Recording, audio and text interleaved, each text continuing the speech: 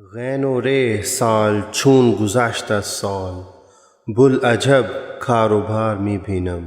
الف ها میم و دال می خوانم، نام آن نامدار می بینم. مهدی وقت و عیسی دوران، ہر دورا شہ سوار می بینم. 1894 عیسوی کا سال نہ صرف جماعت احمدیہ کی تاریخ میں بلکہ عالم اسلام اور ساری دنیا کی تاریخ میں ہمیشہ یاد رکھا جائے گا، کیونکہ اس سال ایک ایسا عالمی نشان آسمان پر ظاہر ہوا جس کی خبر 1400 سال پہلے بانی اسلام حضرت محمد مصطفیٰ صلی اللہ علیہ وسلم نے دی تھی، جس کے انتظار میں اہل زمین کی نظریں صدیوں سے آسمان کی طرف لگی ہوئی تھیں۔ اس نشان کی خاص بات جو اسے دوسرے نشانوں سے ممتاز بناتی ہے وہ یہ ہے کہ آج تک تاریخ عالم میں یہ نشان کسی معمور من اللہ کے لیے ظاہر نہیں ہوا، یعنی کسوف و خسوف کا عظیم نشان۔ گرہن کیا ہے؟ گرہن سے مراد ایسا چاند یا سورج ہے جس پر یا تو مکمل طور پر اندھیرا چھا جائے یا اس کا کچھ حصہ تاریک ہو جائے۔ جیسا کہ ہم جانتے ہیں کہ چاند زمین کے گرد گردش کرتا ہے اور زمین اور چاند دونوں سورج کے گرد گھومتے ہیں۔ جب زمین گردش کرتے ہوئے چاند اور سورج کے درمیان آ جاتی ہے، جس کی وجہ سے سورج کی روشنی چاند تک نہیں پہنچ پاتی، اس وجہ سے چاند گرہن ہوتا ہے۔ اور اسی طرح جب چاند گردش کرتے ہوئے سورج اور زمین کے درمیان آ جاتا ہے، اس وقت سورج کی روشنی زمین تک نہیں پہنچ پاتی، اسے سورج گرہن کہتے ہیں۔ چاند گرہن کی 3 اقسام ہیں: ٹوٹل اکلپس یعنی مکمل چاند گرہن، زمین کا سایہ جس جگہ بہت گہرا ہو اور چاند اس جگہ سے گزرے تو اسے مکمل چاند گرہن لگے گا۔ پارشل اکلپس، جب چاند زمین کے ہلکے سائے کے کسی حصے میں سے گزرے اور پھر اس کا کچھ حصہ زمین کے گہرے سائے میں سے بھی گزرے تو چاند کو جزوی گرہن لگتا ہے۔ پینمبرل اکلپس، جب چاند زمین کے صرف ہلکے سائے سے گزرے تو ایسا گرہن پینمبرل کہلاتا ہے۔ یہ بہت ہی خفیف قسم کا گرہن ہوتا ہے۔ سورج گرہن کی 4 اقسام ہیں۔ ٹوٹل اکلپس، زمین کا وہ حصہ جہاں چاند کا سایہ گہرا ہو وہاں سے مکمل سورج گرہن نظر آتا ہے۔ پارشل اکلپس، زمین کا وہ حصہ جہاں چاند کا سایہ ہلکا ہو وہاں سے جزوی گرہن نظر آتا ہے۔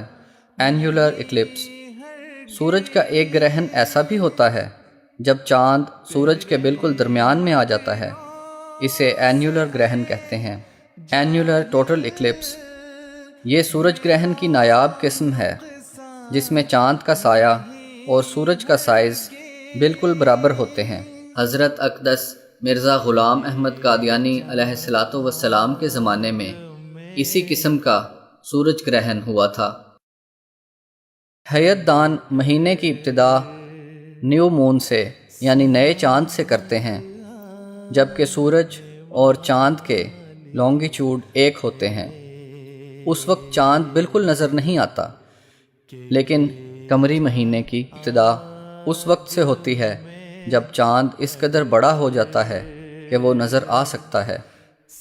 اگر ہجری کیلنڈر کو استعمال کیا جائے تو مکمل چاند گرہن قمری مہینے کی 13، 14 یا 15 تاریخ میں سے کسی بھی ایک تاریخ کو ہو سکتا ہے، اور مکمل سورج گرہن قمری مہینے کی 27، 28 یا 29 تاریخ میں سے کسی بھی ایک دن ہو سکتا ہے۔ علم ہیئت کے ماہرین نے بڑی لمبی تحقیقات کے بعد بتایا ہے کہ مکمل گرہن ان تاریخوں کے علاوہ کبھی نہیں ہوتے۔ امام مہدی کے ظہور کی علامات میں سے ایک علامت چاند اور سورج کو گرہن لگنا بھی تھا۔ سنن دارقطنی میں امام محمد باقر رحمۃ اللہ علیہ فرماتے ہیں: ان لمہدینا آیتین لم تکونا منذ خلق السماوات والارض تنكسف القمر لأول ليلة من رمضان وتنكسف الشمس في النصف منه ولم تكونا منذ خلق الله السماوات والأرض۔ یقیناً ہمارے مہدی کے لیے دو نشان ہیں کہ جب سے زمین و آسمان پیدا ہوئے ہیں ظاہر نہیں ہوئے۔ رمضان کے مہینے میں چاند کا گرہن اس کی اول رات میں ہوگا اور سورج کا گرہن اس کے دنوں میں سے بیچ کے دن میں ہوگا۔ یہ دونوں نشان اس وقت سے کبھی ظہور پذیر نہیں ہوئے جب سے اللہ تعالیٰ نے زمین و آسمان کو پیدا کیا ہے۔ اس حدیث سے یہ علم ہوتا ہے کہ رمضان کا مہینہ ہوگا اور چاند گرہن کی راتوں میں سے پہلی رات یعنی 13 رمضان کو چاند کو گرہن لگے گا اور سورج گرہن کی تاریخوں میں سے درمیانی تاریخ یعنی 28 رمضان کو سورج کو گرہن لگے گا۔ مامور من اللہ کا موجود ہونا، مامور من اللہ کا شریعت محمدیہ کا پابند ہونا اور مامور من اللہ کا اس نشان کو اپنے دعوے کی تائید میں پیش کرنا۔ اس حدیث کی تائید میں کتب سابقہ کے شواہد بھی موجود ہیں۔ مثلا متی باب 24 میں آتا ہے اور فوراً ان دنوں کی مصیبت کے بعد سورج تاریک ہو جائے گا اور چاند اپنی روشنی نہ دے گا اور ستارے آسمان سے گریں گے۔ اسی طرح سکھ مذہب اور ہندو مذہب میں موجود پیش گوئیاں اور بزرگان امت کی گواہیاں اس حدیث کی تائید میں موجود ہیں۔ حضرت شیخ نعمت اللہ ولی رحمہ اللہ کا شمار ہندوستان کے ولیوں میں ہوتا ہے۔ آپ نے مہدی موعود کی علامت کا ذکر اپنے دیوان میں کیا ہے۔ قدرت کردگار می بینم، حالت روزگار می بینم. از نجوم این سخن نمی گویم، بلکه از کردگار می بینم. ماه را روسیا می نگرم، مهر را دلفگار می بینم. حضور صلی اللہ علیہ وسلم کے اس قول اور کتب سابقہ میں موجود اس پیشگوئی کی تصدیق اللہ تعالیٰ نے قرآن کریم میں بھی بیان فرمائی ہے۔ 14ویں صدی کے دوران اس نشان آسمانی کو دیکھنے کی تمنا اور طلب و جستجو مسلسل پرورش پاتی رہی۔ اس فضا میں جب حضرت مرزا غلام احمد قادیانی علیہ السلام نے مہدویت کا دعویٰ فرمایا تو ہر طرف سے اس نشان کے دکھائے جانے کا مطالبہ ہونے لگا اور خطوط بھی آنے لگے، تو حضور نے خدا سے بار بار دعا کی کہ وہ آپ کو ایسے نشان عطا فرمائے جس سے آپ کی صداقت ساری دنیا پر ظاہر ہو جائے۔ چنانچہ حضور علیہ السلام نے اپنی کتاب نور الحق حصہ اول کے آخر میں عربی زبان میں دعا کی، جس کا اردو ترجمہ یہ ہے: اے خدا، کیا میں تیری طرف سے نہیں؟ اس وقت لعنت و تکفیر کی کثرت ہو گئی، فافتح بیننا بالحق وانت خیر الفاتحین۔ اے خدا، تو آسمان سے میرے لیے نصرت نازل فرما اور مصیبت کے وقت اپنے بندے کی مدد کے لیے آ۔ میں کمزوروں اور ذلیلوں کی طرح ہو گیا اور قوم نے مجھے دھتکار دیا اور مورد ملامت بنایا، پس تو میری ایسی نصرت فرما جیسی تو نے اپنے رسول مقبول صلی اللہ علیہ وسلم کی بدر کے دن فرمائی۔ اس دعا پر بمشکل 1 ماہ گزرا ہوگا کہ اللہ تعالیٰ نے آپ کی یہ دعا قبول فرمائی۔ چنانچہ پیشگوئیوں کے عین مطابق 1311 ہجری بمطابق 1894 عیسوی میں تمام شرائط کے ساتھ سورج اور چاند گرہن کا نشان ظہور پذیر ہوا، اور اس وقت رمضان کا مہینہ تھا۔ گرہن کی راتوں میں سے پہلی رات یعنی 13 رمضان کو عیسوی کیلنڈر کے مطابق 21 مارچ 1894 عیسوی بروز بدھ چاند گرہن کا ظہور ہوا، اور گرہن کی تاریخوں میں سے درمیانی تاریخ یعنی 28 رمضان کو عیسوی کیلنڈر کے مطابق 6 اپریل 1894 عیسوی بروز جمعہ سورج گرہن کا ظہور ہوا۔ مامور من اللہ حضرت مرزا غلام احمد قادیانی علیہ السلام موجود تھے اور آپ شریعت محمدیہ کے پابند تھے، اور حضرت مسیح موعود علیہ السلام نے اس نشان کو اپنے دعوے کی تائید میں پیش بھی کیا۔ وہ بزم وقت میں اس ستم کے نت سے آیا تھا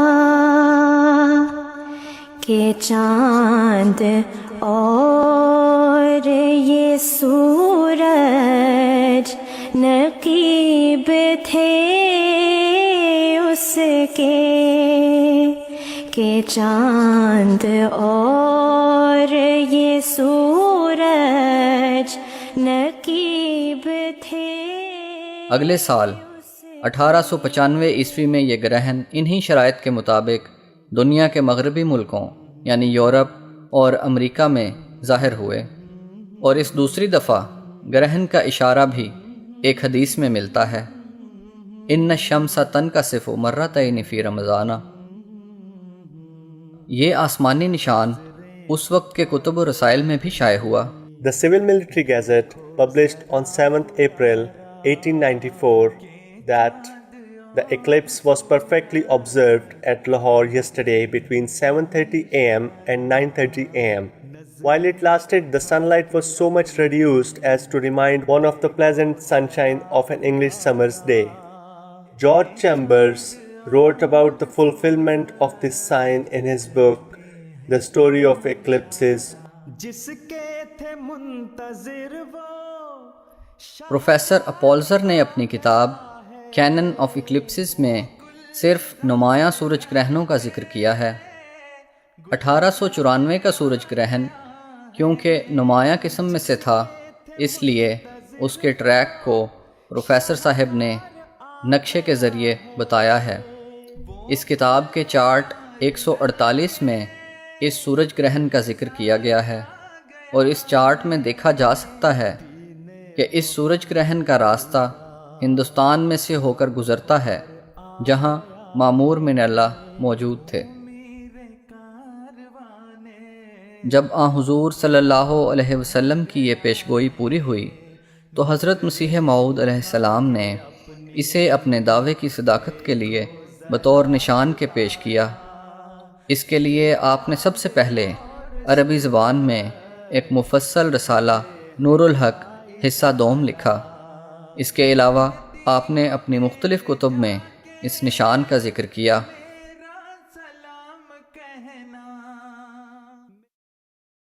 آپ فرماتے ہیں، مجھے اس خدا کی قسم ہے جس کے ہاتھ میں میری جان ہے کہ اس نے میری تصدیق کے لیے آسمان پر یہ نشان ظاہر کیا ہے، اور اس وقت ظاہر کیا ہے جب کہ مولویوں نے میرا نام دجال اور کذاب اور کافر بلکہ اکفر رکھا تھا۔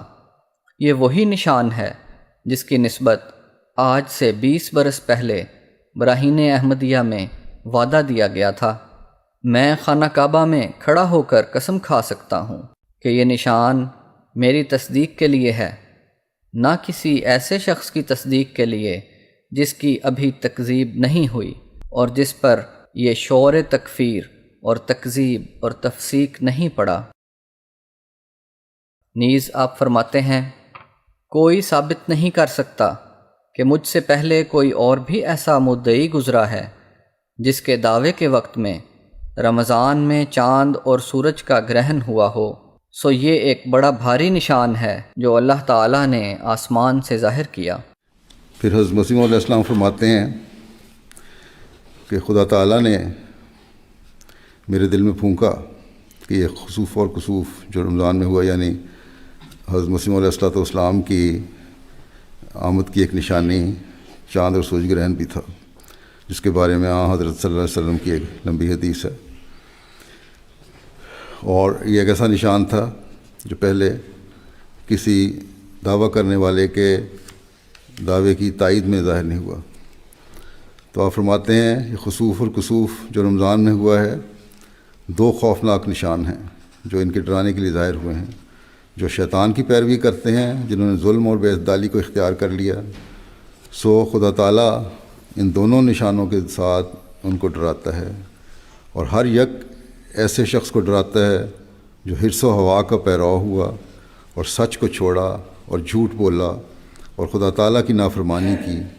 پس خدا تعالیٰ پکارتا ہے کہ اگر وہ گناہ کی معافی چاہیں تو ان کے گناہ بخشے جائیں گے اور فضل اور احسان کو دیکھیں گے، اور اگر نافرمانی کی تو عذاب کا وقت تو آ گیا۔ جب یہ عظیم الشان پیشگوئی پوری ہو گئی تو آپ علیہ السلام کے مخالف علماء کو سخت گھبراہٹ ہوئی اور انہوں نے اس حدیث پر اعتراضات کرنا شروع کر دیے۔ اعتراض کیا جاتا ہے کہ سورج اور چاند گرہن پیشگوئی کے مطابق نہیں ہوئے، یعنی چاند گرہن رمضان کی 1 تاریخ کو اور سورج گرہن رمضان کی 15 تاریخ کو ہونا چاہیے تھا۔ اس کا جواب یہ ہے کہ خدا تعالیٰ کا ازل سے یہ قانون جاری ہے کہ چاند گرہن قمری مہینے کی 13، 14 یا 15 تاریخ کو اور سورج گرہن قمری مہینے کی 27، 28 یا 29 تاریخ کے علاوہ کسی اور تاریخ کو نہیں ہوتے۔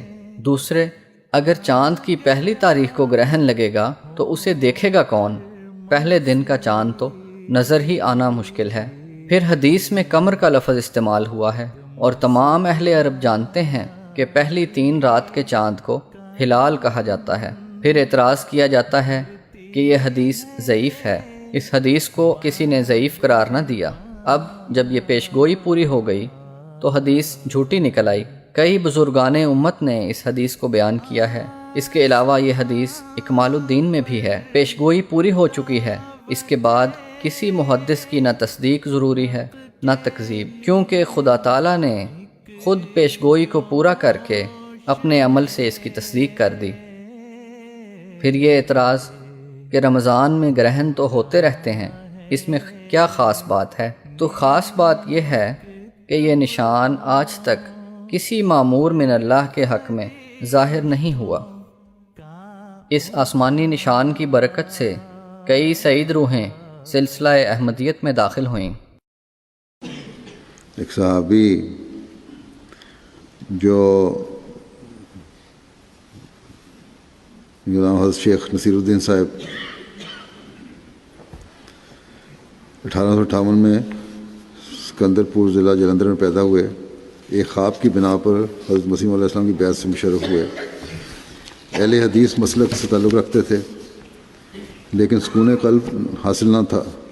مسجدوں میں علماء سے احوال آخرت پیشگوئیوں کی مشہور کتاب سنتے تو دل گواہی دیتا ہے کہ آنے والے کا وقت تو یہی معلوم ہوتا ہے، لیکن امام مہدی کا ظہور کیوں نہیں ہو رہا؟ اسی طرح ایک دن ایک مسجد میں نماز پڑھ رہے تھے، ایک مولوی صاحب بڑی پریشانی کے عالم میں اپنی رانوں پر ہاتھ مار مار کر سورج اور چاند گرہن کا ذکر کر کر کے کہہ رہے تھے کہ اب تو لوگوں نے مرزا صاحب کو مان لینا ہے، کیونکہ پیشگوئی کے مطابق گرہن تو لگ چکا ہے۔ آپ کے کان میں یہ آواز پڑی ان کے مولوی شیخ نصیر الدین صاحب کے، تو پریشانی اور بڑھی کہ مولوی صاحب کیا کہہ رہے ہیں، اگر پیشگوئی پوری ہو گئی ہے تو بڑی خوشی کی بات ہے۔ چنانچہ آپ نے بڑی آہوزاری سے دعائیں شروع کر دیں کہ مولا کریم تو ہی میری رہنمائی فرما۔ اللہ تعالیٰ نے رہنمائی فرمائی۔ آپ نے خواب میں دیکھا کہ ایک بہت بڑی بلا آپ پر حملہ کرتی ہے، لیکن آپ نے بندوق سے اس پر فائر کیا اور وہ دھواں کی طرح غائب ہو گئی۔ پھر آپ ایک اونچی جگہ مسجد میں نماز با جماعت میں شامل ہو گئے۔ یہ خواب آپ نے ایک مولوی صاحب سے بیان کی۔ اس نے تعبیر بتائی کہ آپ اپنے شیطان پر غلبہ حاصل کر لیں گے اور ایک صالح جماعت میں شامل ہو جائیں گے۔ اسی دوران آپ نے حضرت مسیح موعود کے دعوے کے بارے میں سنا اور قادیان پہنچ کر اپنے خواب کی طرح صورتحال دیکھ کر بلا چون و چرا حضرت مسیح موعود علیہ السلام کے دست مبارک پر بیعت کر لی۔ اس طرح سورج چاند گرہن کی پیشگوئی اور مولوی کی باتیں آپ کی رہنمائی کے لیے اہم محرک ثابت ہوئیں۔ حضرت مولانا محمد ابراہیم بکاپوری صاحب کی نظریں بھی امام مہدی کی متلاشی ہوئیں۔ آپ ایک عربی مدرسے میں استاد مقرر تھے اور آپ کی عمر 20 سال تھی۔ 1894 میں جب یہ نشان ظاہر ہوا تو لوگوں نے آپ سے استفسار کیا کہ کیا یہ امام مہدی کے ظہور کی علامت ہے؟ اگر ایسا ہے تو یقیناً مرزا صاحب سچے ہیں۔ آپ نے اس وقت لوگوں کو تو یہ جواب دے دیا کہ یہ علامت امام مہدی کے پیدا ہونے کی ہے اور امام مہدی پیدا ہو چکے ہیں، لیکن اس نشان اور اس سوال کا آپ کے دل پر اثر ہوا اور آپ کی توجہ حضرت مسیح موعود علیہ الصلوۃ والسلام کی طرف ہو گئی۔ آپ دن بدن جماعت کے قریب ہوتے گئے اور آخرکار 1903 میں بیعت کر لی۔ پس 14ویں صدی گزر گئی، لیکن کسی نے یہ نہ سوچا کہ وہ مرد خدا جو اس صدی کی زینت تھا اور جس کا صدیوں سے انتظار کیا جا رہا تھا کہاں ہے، جس کے متعلق حضرت صلی اللہ علیہ وسلم کے سارے اقوال اور دیگر پیشگوئیاں پوری ہوئیں، یہاں تک کہ سورج اور چاند نے بھی آسمان سے گواہی دے دی۔ صوت السماء جاء المسیح جاء المسیح اسمعوا صوت السماء جاء المسیح جاء المسیح